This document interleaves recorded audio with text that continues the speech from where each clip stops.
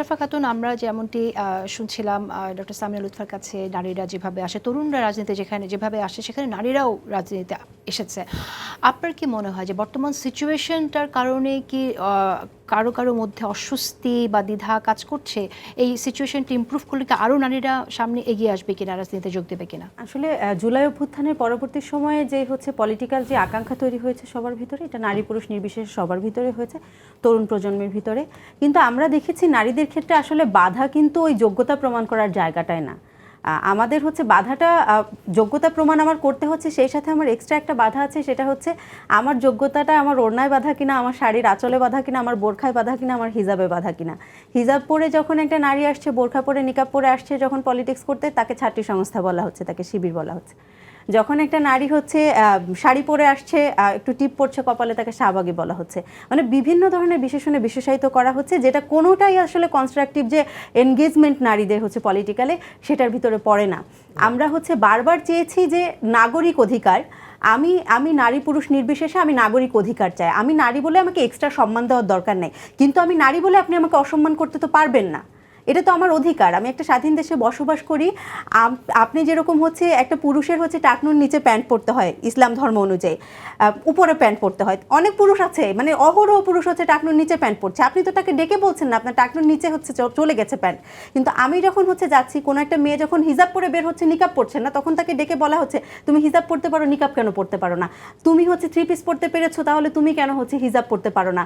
তুমি প্যান্ট পরতে, jeans pant পরতে পেরেছো, তুমি কেন থ্রি পিস পরতে পারো না? এই এক্সট্রা যে বোঝাটা, এটা তো আর অন্য কাউকে পার করতে হচ্ছে না, এটা আমার পার করে আসতে হচ্ছে। আপনি দেখবেন যে আমরা যেই জায়গা থেকে উঠে আসি, ভাই বললেন গুলশান বনানীর যে কালচার, ভাই আমি গুলশান বনানীর কালচার থেকে বড় হয়ে আসি নাই।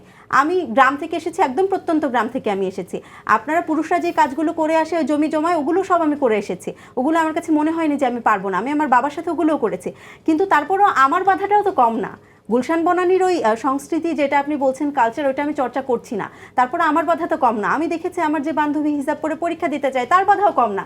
তাকেও বারবার হিজাবের জন্য হিউমিলেট করা হয়। কেন করা হয়? মানে আমাদের পোশাকটা তো আসলে এখানে মেইন ফ্যাক্টর না। আমার মনে হয় মেইন ফ্যাক্টরটা আমি নারী, আমি এগিয়ে যাচ্ছি, আমার বিভিন্ন সোশ্যাল যে হ্যারাসমেন্ট, এগুলো আমার বারবার ফেস করতে হচ্ছে।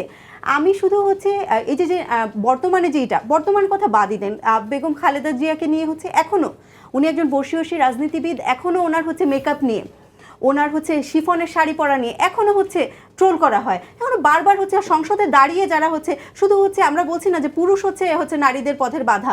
আপনি দেখবেন যে সংসদে দাঁড়িয়ে আওয়ামী লীগের নেত্রীরা তাকে নিয়ে ট্রোল করেছে।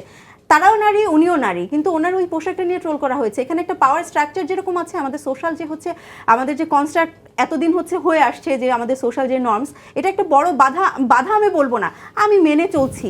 এক একটা সোসাইটির এক এক রকম চালচলন। আমি ঢাকায় যেভাবে চলি, আমি গ্রামে সেভাবে চলবো না, কিন্তু ঢাকায় চলার ক্ষেত্রেও আমি কমফোর্টেবল কিনা, আমি যেই জায়গা থেকে এসেছি, আমি এই যে ড্রেস পরে এসেছি, সেটাও আমি কমফোর্টেবল কিনা, সেটা তো আমার থেকে জানতে হবে। সেটা যে ভুক্তভোগী, তার থেকে ভালো কেউ বলতে পারবে না। অনেক তত্ত্ব কপচালনরা যায় গোল টেবিলে বসে, অনেক কিছু লেখা যায়, অনেক কিছু বলা যায়, কিন্তু বাস্তবের চিত্র তো আলাদা। আপনি যেই নারী, সে হিজাব হোক, নিকাব হোক, আপনি যেই ধরনের, যে স্তরের নারীর সাথে কথা বলে, কোনো না কোনো জায়গায় তার বাধা আছে।